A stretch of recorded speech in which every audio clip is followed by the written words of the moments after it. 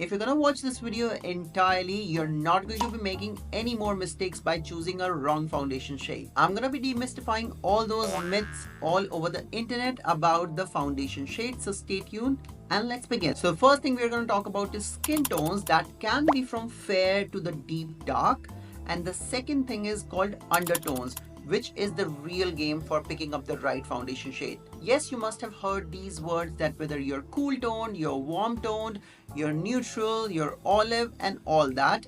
But what exactly is an undertone? So undertone are those hues which are beneath the skin surface and is not really visible to the naked eye and should never be confused with the skin tone. Now there are four main categories of undertone. Like I said, you can be warm, which is yellow or gold. You can be cool, which is blue, red and pink. You can be neutral, which is a mix of cool tone and warm tone. Or you can be olive, which has like a slightest greenish tint in your undertone. So these undertones are found into many makeup products such as foundations, concealers, blush and even in lipsticks. Now the next part here is how our skin colors develop. Undertones are considered as the temperature of your skin tone, and there are three primary colors in your skin undertone.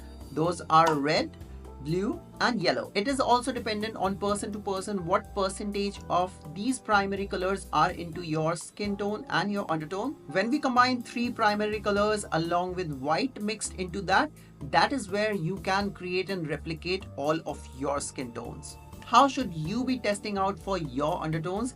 Yes, you must have watched a lot of videos where it talks about jewelry, what kind of jewelry looks good onto your skin tone, what kind of colors look really good onto you. And also there's a popular method to check out the color of the veins in your skin.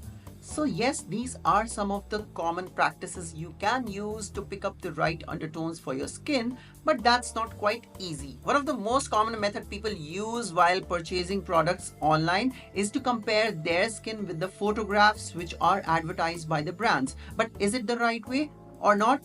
No, because you never know how that photograph was taken, under what lighting. The same photograph would look totally different across two monitors depending on the settings and the color profile of that device. So that's also not the right way. So the best way is to compare your pictures with others and to determine what's your actual undertone. And nowadays brands are doing really heavy lift in order to cater to variety of skin tones and undertones. Some of the myths I'm gonna debunk here are that fair skin people only have cool undertones. That's absolutely incorrect. Fair people can actually be olive, warm and neutral. Similarly, another myth is that people of color will have warm undertones. Now that's also absolutely incorrect. People of color can also have cool undertones as well as neutral undertones. One human being has multiple undertones. Yes, you heard that right. You can have more than one undertone in your face, and that is also dependent on the different areas for your face. For example, I'm more neutral onto the outside perimeters of the face, and then I'm more so warm towards the center of my face. So it's okay if you have picked the wrong foundation shade again.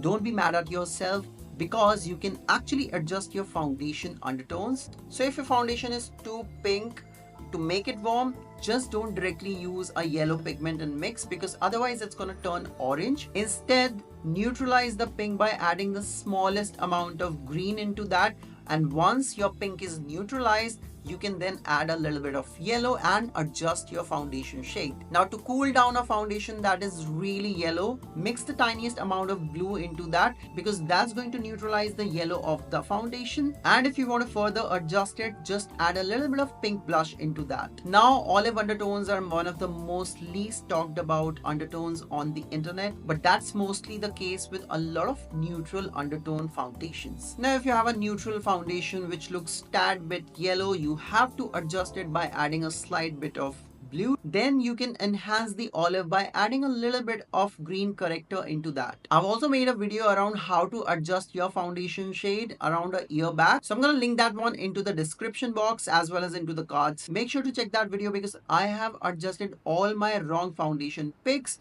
in that video. Okay, here are some of the bonus tips which I'm sharing with you guys that's gonna make it more easy for you. Number one, get yourself a color wheel and familiarize yourself with how color theory works, because this is the game changer, and learn more about what are complementary colors, how colors are being formed, what's a shade, what's a tone. That's like a plethora of science. And if you guys want me to make a simple video about that, let me know into the comment section below. Number two, read the labels out and the descriptions whenever you're buying your makeup product online. Most of the times brand mentions it onto the label of the product, like NC neutral cool, NW neutral warm. That's more of like how MAC system works. Different brands work with different systems. Familiarize yourself with that.